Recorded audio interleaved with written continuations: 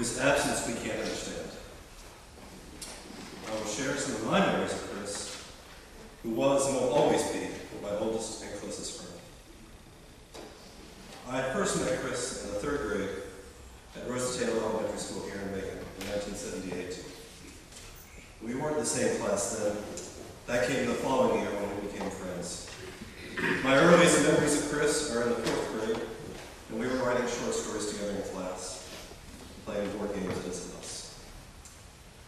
We became best friends, but that was almost taken away from us very early, when I was suddenly asked to leave the school and transfer to another midway through the year.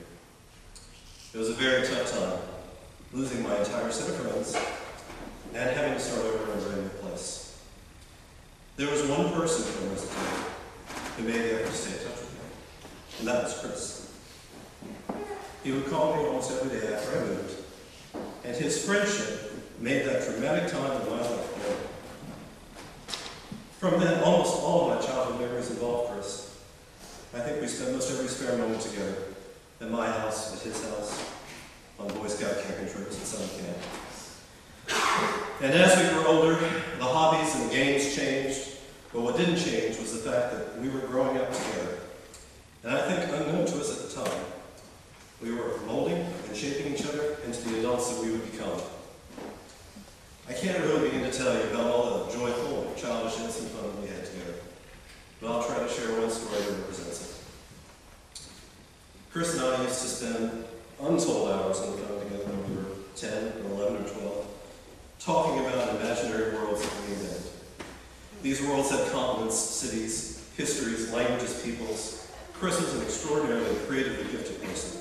He was constantly working and reworking images and ideas he had from books, television, movies, anything he was exposed to. In these imaginary worlds, Chris and I cast ourselves as great heroes with lineages and lands and adventures. But most interestingly, they were human stories that we wrote. They portrayed realistic issues. In our simulated lives, we grew old, we suffered, we experienced heartbreak, we faced moral and ethical dilemmas that sometimes we passed and sometimes we failed. Chris and I, as little children, in essence lived multiple lifetimes together.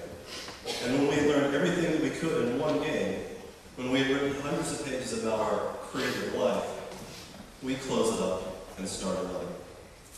Looking back, Chris and I were practicing intensely for our adult lives, and our time together served us well. What I always wondered was, where did all this creativity come from?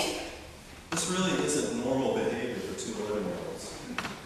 I only ever felt it with Chris, and when circumstances drew us apart, I stopped that kind of playing and writing. It was only with Chris that I felt that flow of creative energy. I moved away from Macon 9 years after we met in order to go to college in Virginia. Chris was always a loyal friend.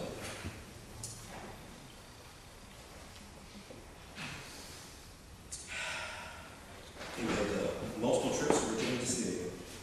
And when I moved again, he went to see me in Ann Arbor. And when I moved again, he went to see me in Wilmington, Indiana. And when I ended up in Gainesville, he came to see me there too. And I traveled to see him in Athens and North Wilkesboro and landed in Macon. When he was in Korea, I called him as often as possible. He served as the best man at my wedding. In recent years, we might have seen each other twice a year and talked on the phone once every few months. By now, we were both living busy lives full of responsibility. There was no need for imaginary worlds when you have a real one. But that was okay. You don't have to talk all the time to a person with whom you shared so much of your life with. Until last week, when a significant, manageable health issue somehow spiraled out of control and stole Chris away from us at just 41 years of age.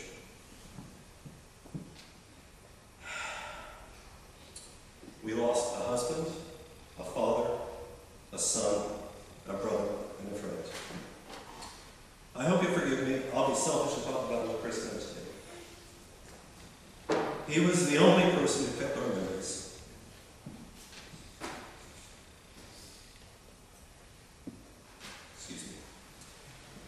No one else has been with me through age 8, 9, 10, 11, 12, 13, high school, college, job, marriage, children.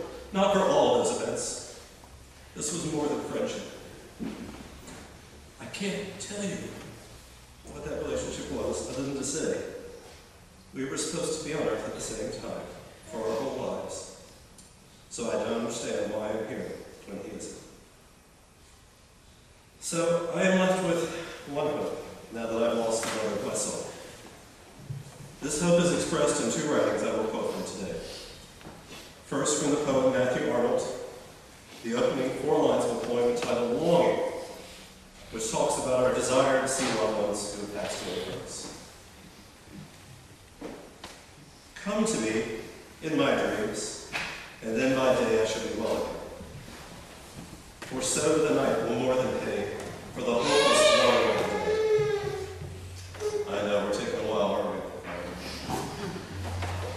I remember a few of my own dreams, and rarely do they make any sort of sense. But at a few times in my life when I have suffered a loss such as this, my dreams have become a meeting place, a quiet room where someone I longed for would come inside for a visit. Mark Twain believed that dreams could be real encounters with the ones we love. After Twain's death, an unpublished autobiographical manuscript of his was released called My Platonic Sweetheart. This is an extraordinary sketch of a series of dreams that Twain experienced across his entire lifespan, and they all featured the same person. It was a young woman who kept reoccurring in his dream, but it wasn't somebody he had met in his past. He had never met her when he was awake. She only existed in these dreams, but he longed to see her just as we long to see Chris right now. Now, each of these dreams took place in a different period of history. They took place in different countries. And his platonic sweetheart always had a different name and a different appearance each dream.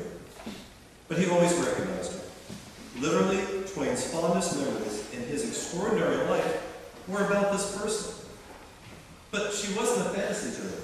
This is how Twain interpreted the meaning of these strange experiences. And I'm going to quote from Mr. Twain, and I'm going to try to provide the emphasis I think he meant. In our dreams, I know it, we do make the journeys we seem to make.